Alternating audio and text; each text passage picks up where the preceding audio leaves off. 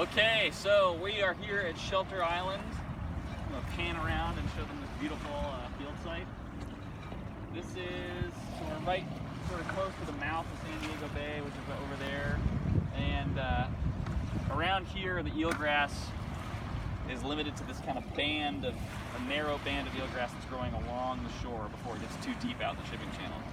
So because y'all couldn't come out into the field again, sorry about that, I'm just going to show you the 3 different things we would do to gather our samples in the field, and then later in the video I'll show you how we process those samples and show you some of the organisms that live in the eelgrass. So we'll start out with the core sample. So this is basically a 20 centimeter wide PVC tube, and it's got beveled edges so you can push it down into the sediment. And we're going to use this to collect measurements of eelgrass biomass, both above and below ground. Alright, so luckily it's a pretty low tide right now, so you can see just the very top edge of the eelgrass bed is exposed. There's a lot more of it growing out to about where that buoy is, and then it gets too deep. So I'm going to show you how to do this stuff above water. A lot of times we'll also take these samples underwater on scuba or while snorkeling, but it's a lot harder to film that, so I'll do it above water today. So I'm going to take my core sample first. You just pick a spot in eelgrass. You take this thing, kind of squish it down and rotate it. You're trying to cut through. You'll feel it pop through the eelgrass blades, and you'll feel it pop through those eelgrass rhizomes, the roots that are growing underground.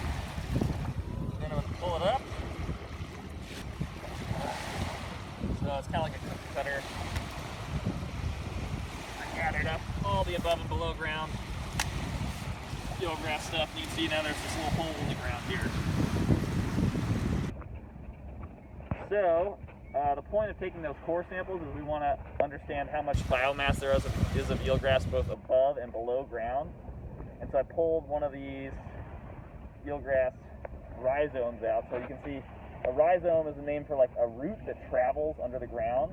And you can see that there's multiple shoots growing out of this one rhizome at different distances down the rhizome. And so this is one of the ways that eelgrass can reproduce. Basically this is a form of asexual reproduction where you've got a single eelgrass shoot and it can expand by shooting these rhizomes out under the sediment, and basically a single shoot can turn into this circle, you know, a couple meters wide, where all of the shoots are actually part of one organism, even though they look from the surface like they're separate. And they're all genetically identical. They can also reproduce sexually. They have flowers that are germinated underwater by water currents, and then they let off seeds that'll plant. Okay. So now I'm going to take a drop trap sample. Similar idea to the core sample, but this time we're not going to be penetrating the sediment at all. We're only taking stuff from above ground, because in this sample we don't care as much about the eelgrass itself as the things living in it and on it. So what I'll do is I'll attach this 500 micron, which is a ½ millimeter mesh bag, over the top of this drop trap sampler with a bungee cord. This means that we'll be sampling all of the animals and stuff living in here that is larger than ½ millimeter. So there are things that live in the water and in the eelgrass that are smaller than this that we're not going to sample. So, you know, there's going to be copepods and ostracods and other teeny stuff that this is not going to be a good thing to use to sample. Most of those really small things are associated more with the water column than the eelgrass itself. So this does a pretty good job with mesofauna, like medium-sized, small animals. So I take it over here into the eelgrass, and basically it's a little tricky when it's all laid down like this, but you lower it down over some of the eelgrass. You try to make sure that all the shoots that are contained within this area, you kind of swoop down to collect all those shoots, and then you go in, you cut the bottoms of these shoots with scissors. Try to do it quickly so things aren't escaping out of the bottom of your drop trap sampler. And you kind of swoosh. Once you've collected everything, you shake it down into here. You can kind of take some water and shoosh it all down into the bottom of the bag. And this is because it's growing high up in the intertidal. This eelgrass is like really short and not very dense, so I didn't get that much in the sample. But if you were to go out deeper, you might be still like getting eelgrass that's 6 feet tall, or you'd end up with a bag completely full of animals and eelgrass. So we'll take this one back to the lab and look at it under the microscope. Okay, so that drop trap sample, that's really good for collecting really small things that occur at high densities. But of course, you're only sampling an area that is less than 1/10 of a meter in area, a meter squared in area. So you're not going to get a good sample of larger and more mobile things like crabs and fish and stuff like that. So for that, we need to sample a larger area, and that's what we're going to use this dip net for. So what I've done is I laid out a 10-meter transect along the shore here. I'm going to walk out into the eelgrass, into the water where there's not going to be fish right here. So I'll walk out a little deeper, and what I'll do is I'll take the dip net, I'll push it along the bottom of the sediment so it scoops over, like it'll lay down the eelgrass, and kind of everything that's living in there will either get scraped into here or will swim up and try to get away, and they'll end up in the net, hopefully. It's not perfect, but it does a better job collecting large organisms. So let's see.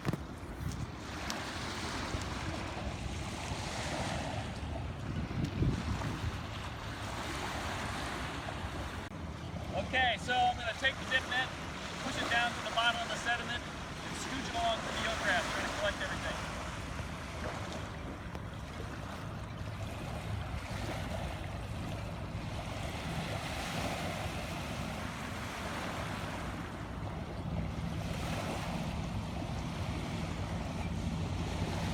You want to go at a pretty steady pace, but if you stop, things will have the opportunity to swim out. And that's 10 meters.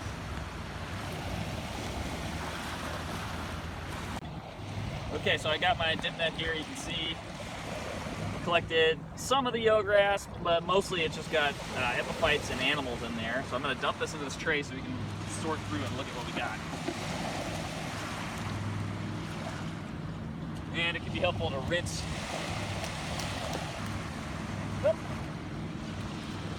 the net off and kind of rinse all the things that might be close.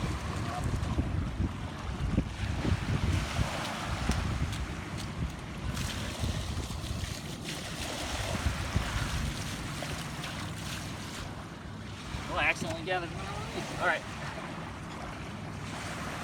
So here is our dip net sample. You can see there's a lot of little stuff moving around in there. I'll start with sort of the bigger things, and then I'll move towards smaller stuff. So the things that are popping out at me first off is this thing, which looks like a piece of a rubber gasket from a dry suit. A lot of times people think it's trash, but it's actually the egg mass of a moon snail. So they secrete this mixture of, I don't know if it's mucus and then sand grains and their eggs, and eventually this will hatch into a bunch of moon snail babies. Then you can see Chione unditella. Not sure if I pronounced that right. One of those things I only ever read. This is a bivalve that you find living in the sand and mud surrounding eelgrass.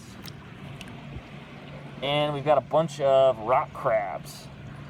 I'm not sure exactly which species of rock crab this is. There's a bunch of them. They're all in the Cancer genus.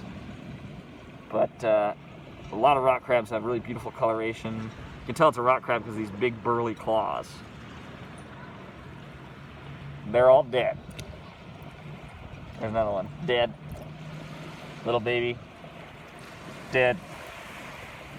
Alright, other pretty large things. We've got this bivalve, which is a tegula. This is like, back east we call these razor clams because it looks like you would shave it with it.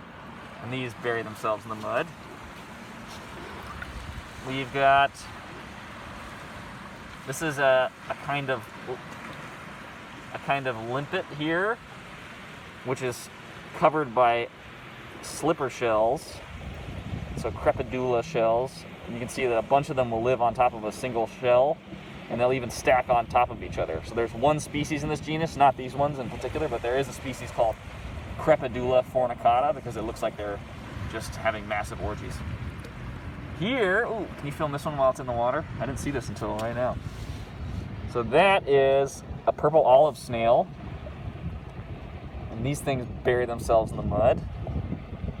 You got really beautiful purple shells. Oh, Oh, look at its foot. Woo-hoo-hoo! Cool. Cruising. This, I think, is the siphon from a clam, which means I probably accidentally ripped a clam siphon off. Sorry. What are other big things in here? So, you can see that by scraping along the bottom, I ended up collecting a lot of epiphytic algae. Right now at Shelter Island, there is so much of this brown filamentous algae stuff, which provides a lot of habitat structure for these little animals, but it makes it a huge hassle to process samples because you're always picking through little algae.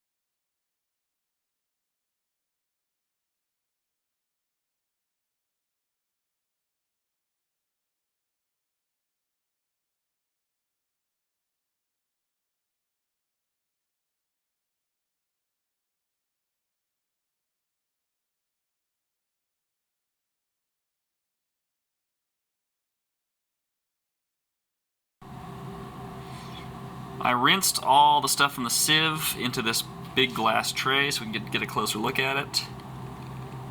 And you can see, yeah, there's still some eelgrass stuff in there. You can see a few things moving around still. But it's going to help to put this stuff under the microscope so we can ID some of what's going on. At this level, you can see a lot of those little dots, those little black dots. Those are snails. And you can see a few Asian mussels, like that right there. I saw some caprellids swimming around earlier. But yeah, we'll get it under the microscope and get a closer look. Alright, I've taken a little sub-sample from the big glass tray so we can look at it a little closer under the microscope. And let's see, the thing that's catching my eye first is this thing. So we're looking at Volvarina teaniolata, which is a snail found in the eelgrass. This thing is really beautiful, both the shell and the body coloration. Now, usually I get to look at only pickled eelgrass specimens that have been preserved in ethanol, so it's a real treat for me to be able to see a lot of these organisms alive before they kind of get bleached by the ethanol. And while we're zoomed out like this, if I look around the sample a little bit, you see all these little teeny red snails. They are by far the most numerous thing in this sample, and sometimes they can really dominate. These are all Asiminia californica, and there's so many of them that they just look like sand in the sample. You probably have thousands in this, or at least close to 1,000 in this individual sample. Here's a close-up of one of the Asiminia californicas, cruising along the bottom there. This is a cool vantage point to look at Asiminia californica from. This is a pretty large one. You can see it coming straight at us out of its shell. So you can see its eyes, its antennae, and its mouth is tucked away in that little, well, you can see what the mouth is, where its radula is at. And if I spook it, it'll close itself back up with its operculum. Spook. Here is a teeny isopod, Paracerceus sculpta. They get quite a bit bigger than this. One of the unique things about this species of isopod is that the males take on 3 different morphs. Some of them are really big and burly, some of them imitate females, and it ends up being kind of like a rock, paper, scissors, shoot game in terms of which type of male ends up getting to mate with the female in any given instance. I always like to look these things in the face when I get the chance.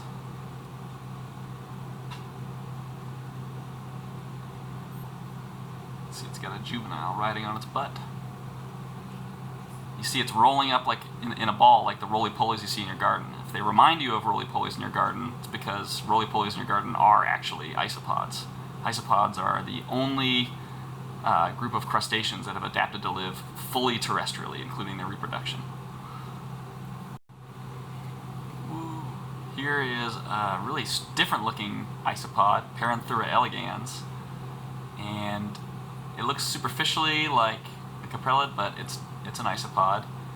And one of the weird things about isopods in this group are that they all start out as female, and only some of them turn to males later in life, sort of like sheephead.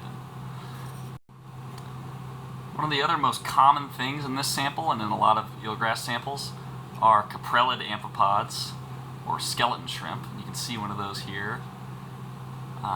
This is Caprella californica. You can tell because it's got a teeny little spine on its forehead. And these things, they anchor themselves with their strong back legs to some sort of substrate like the eelgrass, and they wave around their front half in the water and end up filter feeding, snagging particles and plankton out of the water column using their kind of praying mantis-like gnathopods or pincers. We'll zoom in on this one. So now we're zoomed in on this caprellid's face and upper body. You can see its hairy antennae. You can see the 2 sets of gnathopods or pincers that it has at the front of its body. Alright, another one of the more common things in these samples are gammarid amphipods. So whereas caprellid amphipods are long and stretched out, gammarid amphipods are more compact. They're extremely difficult to identify. I spend a lot of my time doing this, so for the purposes of this lab, we just call them gammarids and lump them together as a single taxa. but there are likely 10 or so species of gamerids in this one sample. This amphipod is from the genus Paradexamine. I'm not sure which species, but I can tell because of the spikes you can see near its butt. Bonus, right off the butt of this gamerid, you can see that iridescent green, those little spikes, those are some diatoms, just like we looked at in our microscope lab. Neat. Here's an example of another species of amphipod. This is from the genus Amphitho. These things build their nests in algae or in the eelgrass, and they'll often match their color to that of the algae they build their nest in. So you can see this one matches the green color of the eelgrass. It's also got some really neat orange spots. I just had to zoom way out on its face. Like I said, I only get to look at these things after they've been pickled and dead, so it's really cool to see the beautiful colors and the movement of these things. Look at that eye.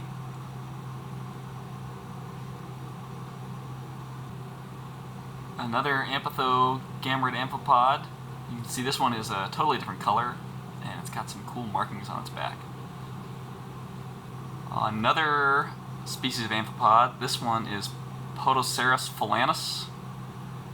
I can tell because of the lumps on its butt and the coloration, but this is a really interesting species because it will mimic different nudibranchs in different places throughout its range. So these things will sometimes be like bright pink and orange, like the Spanish shawl nudibranch. Other times they'll be red and yellow. Their coloration is hugely variable.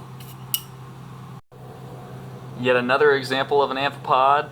Here we have something from the family Amphilochidae. A close-up of Erichthonius brasiliensis. Another species of gamerid amphipod. This one builds tubes made out of sediment on the eelgrass, and sometimes there are going to be thousands of these within a single drop trap sample. This is a female, as you can tell, because it's got a bunch of eggs. Here's an Asian mussel. They get a little bit bigger than this, but they're all pretty small, and these can be found at incredible densities in eelgrass beds. They have little byssal threads like the larger mussels we see in the intertidal, so they can make these big clumped together mats. And these are invasive, and we'll be doing another lab based solely on the Asian mussel later in the semester. These are polychaete worms, which you'll find in the water column. There's thousands of species, and I have no idea what these ones are. They usually are more closely associated with the sediment surrounding the eelgrass than the eelgrass itself, but a few of them will end up in our sample. Poly means many, and chaete means bristles, so you can see they have a bunch of bristles going down their sides. Here's another species of polychaete. You can see this one is much bristlier. Oh, it's got a really interesting texture.